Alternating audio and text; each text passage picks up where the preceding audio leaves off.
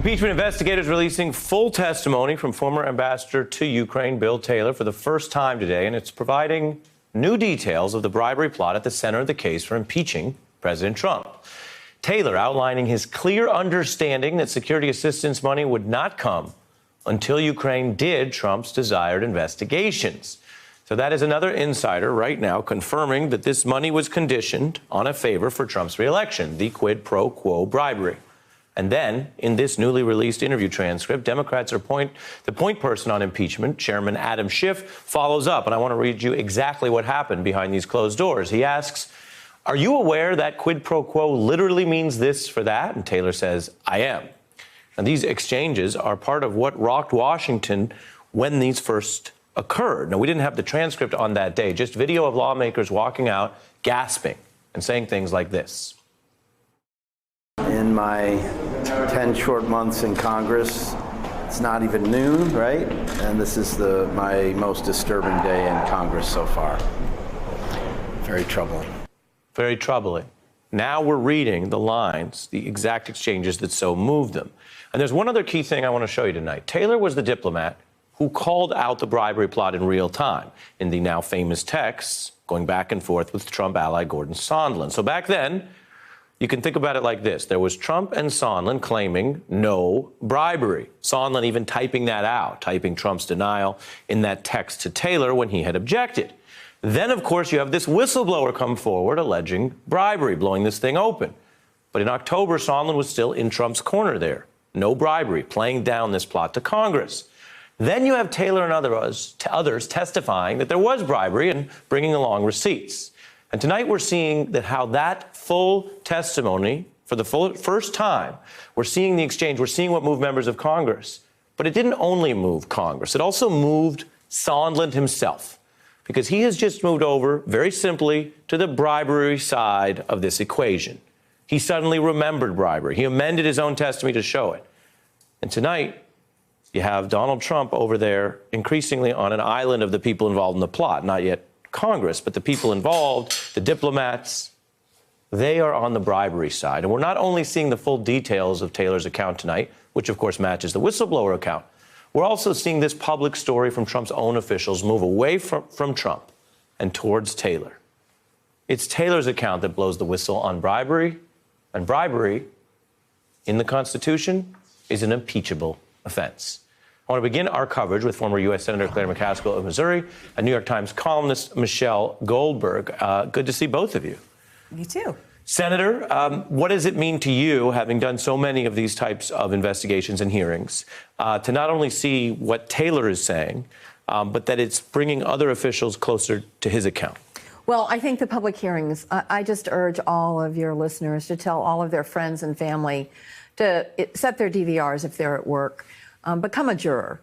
Listen to the fact witnesses.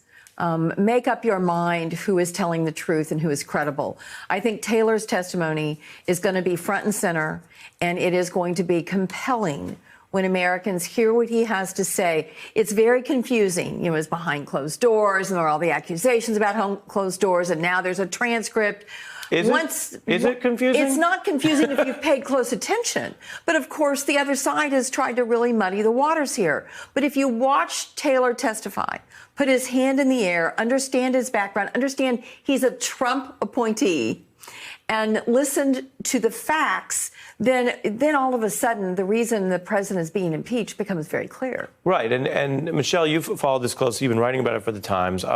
Everyone remembers these texts because they were really striking, and they read, as certain things do when things get hot, they read like messages people were sending, thinking about how they might look later. But it was Taylor who said, quote, "As I said on the phone," like waving around, "Hey, I already objected to this," quote, "I think it's crazy to withhold security assistance for help with a political campaign."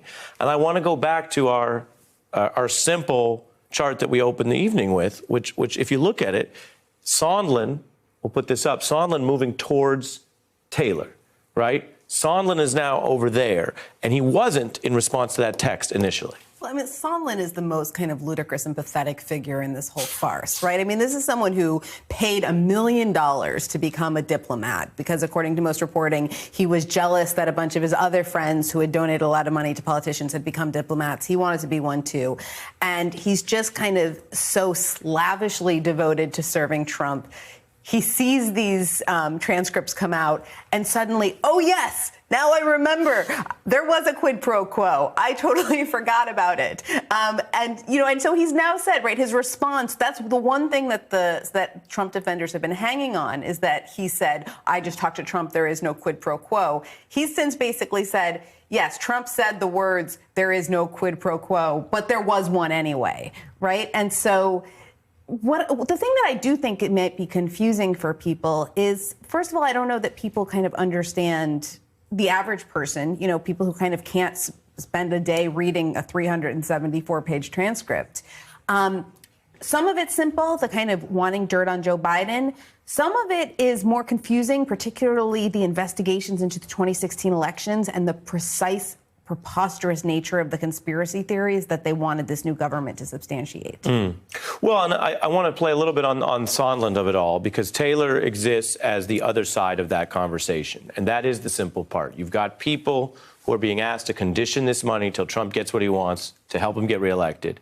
And Sondland's pushing it and Taylor's pushing back. And so Sondland giving in now under the threat of perjury and everything else is striking. How is it playing in the wide world? Well, of course, Senator, as you know, we are often indebted to Stephen Colbert for his view. Take a look.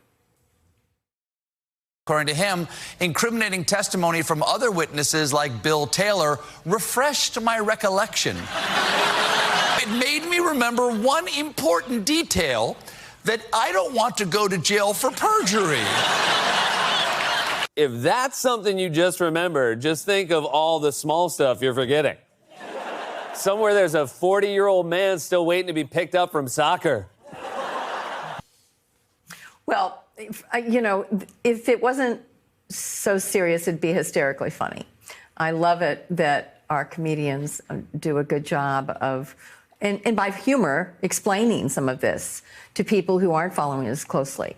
But what really is going on here is you have a Trump lackey, a Trump donor, trying to do everything that Trump wants him to do. You have a respected diplomat that was called out of retirement by the Secretary of State to come in and handle duties in Ukraine. And he is the one saying, whoa, hold on, this is really wrong. And really what happened here is pretty simple. Sondland got a lawyer. So Sondland lawyered up. And that lawyer did a good job of explaining you can either stick with the story you've given, or you can do a cleanup on aisle 5 and maybe escape criminal and other consequences down the line when it becomes very obvious that you are not telling the truth the first go round. Yeah, I mean, when you read Sondland's transcript, side by side with some of these other ones, I mean, it's just astonishing the amount of contradictions. And it's not just him contradicting one person, right? It's him contradicting 3 or 4 people, right. People with kind of impeccable national security credentials.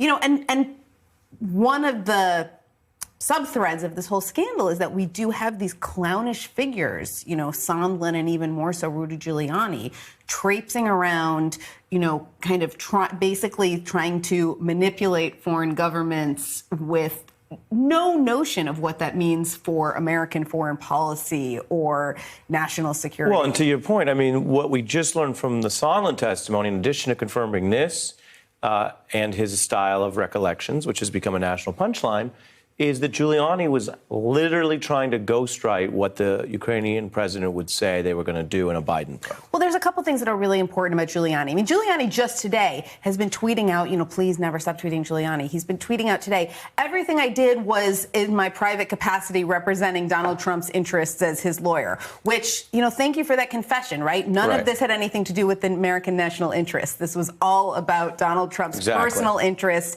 in trying to discredit the Mueller probe. But the other thing I think that's really interesting about Giuliani is, he had these 2 kind of bumbling figures going around Ukraine trying to make some of these introductions, dig up dirt for him, Igor Fruman and Lev Parnas, who's since been arrested, and Lev Parnas now it looks like might cooperate. One thing I think is really important to keep in mind is that they weren't working for Giuliani. You know, Giuliani was, He was working for them. Exactly. Right? And the person who was actually paying them was this oligarch named Firtash, who, according to our own Justice Department, is a high echelon associate of Russian organized crime. Who, while you're at it, as we were reporting on last night, also employs the two Fox News lawyer analysts who represent Solomon, who was writing in The Hill about the Ukraine theory to begin with. Right. And so here's where it does get a little bit complicated, but I hope that people can unpack it enough to understand that part of what's going on here is that because our president is so insecure and so credulous and so kind of, empirically unbound, that he can be manipulated by these sinister forces that have their own agendas and have their own reason for wanting to get rid of somebody like Marie Yovanovitch, who's an opponent of corruption in Ukraine. Yeah, well, look, you said before, because of the confessions, you hope Giuliani never stops tweeting, or to paraphrase a great film, never stop, never stopping. Do you know that one? No. No. But it is a real film, I swear. Listen, if anybody has confidence that you only quote real film, it is, in fact, this former senator from There Missouri. you go. I'll take it. And former prosecutor, U.S. Senator Claire McCaskill, Michelle Goldberg, my thanks to both of you. I'm going to turn to two special guests in Washington. Why? Well, we are about to hear from all these witnesses, including Bill Taylor, next week in Washington. Democrats announcing they will have these open hearings, the first of this whole probe. And I want to bring in Pulitzer Prize winner Eugene Robinson from the Washington Post and Jonathan Swan from Axios. Good evening, gentlemen. Hi, Ari. Jonathan, what are these public hearings going to be about? Well, they're going to be about building the public case, building the case to move public opinion more in favor of impeachment. And from the Democratic perspective, hopefully break the unity that we're seeing among Republicans. Based on my reporting, I was in the Capitol today talking to Republican senators. We've been talking to them for the last couple of weeks.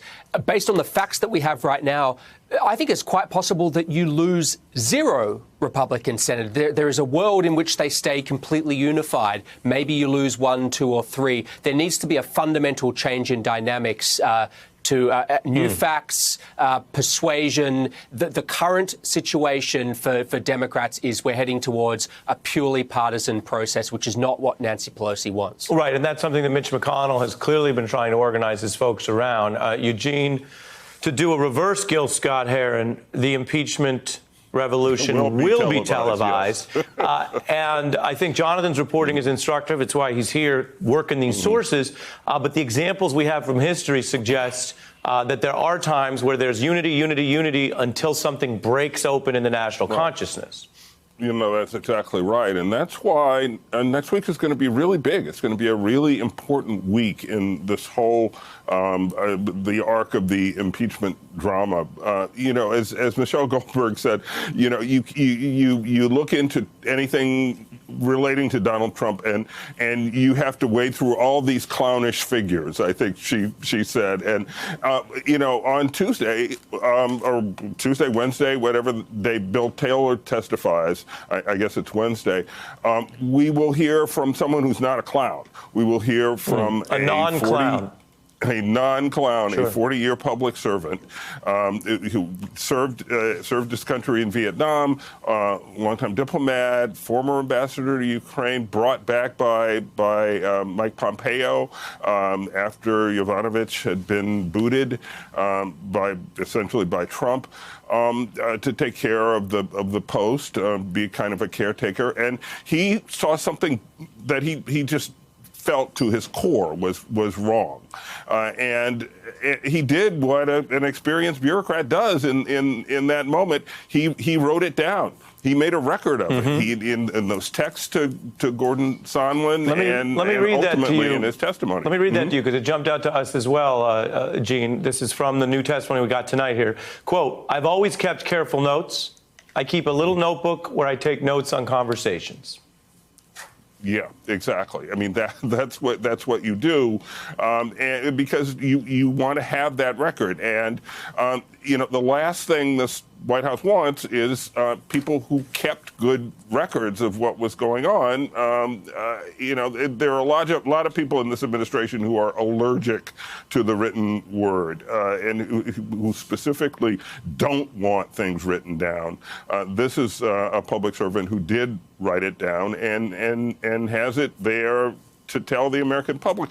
And this can go a long way toward shaping public understanding and perceptions of what went down process and what was going on at the time. I want to get Jonathan on one piece of this. If the House is teeing up something right that the Senate will ultimately judge, there's two ways to look at that sort of firewall you described. One is if it really doesn't move at all, it frees the House up to make whatever broad case they want. That we've reported on members of Congress who still think that the president's racial incidents should be in there, Mueller obstruction, all sorts of other things, emoluments. Whereas if they have a different strategy, they might go more narrow. Does your reporting tell us yet anything about those strategy discussions? I think it's being largely determined by the timeline. People close to the Democratic leadership in the House want to get this done by the end of this year. And if that's the case, you really can't broaden this out too far. So my expectation, based on the reporting I have today, is that they're going to try and get this wrapped up by the week before Christmas. And if that's the case, you really can't expand this much wider than that. I think it's very smart to pick Taylor as their opening witness. He is the person, even though he has secondhand knowledge, he's relying on conversations with people who had firsthand knowledge. He actually has the most comprehensive view of this whole situation. He was this note taker, sort of diligently trying to figure things out.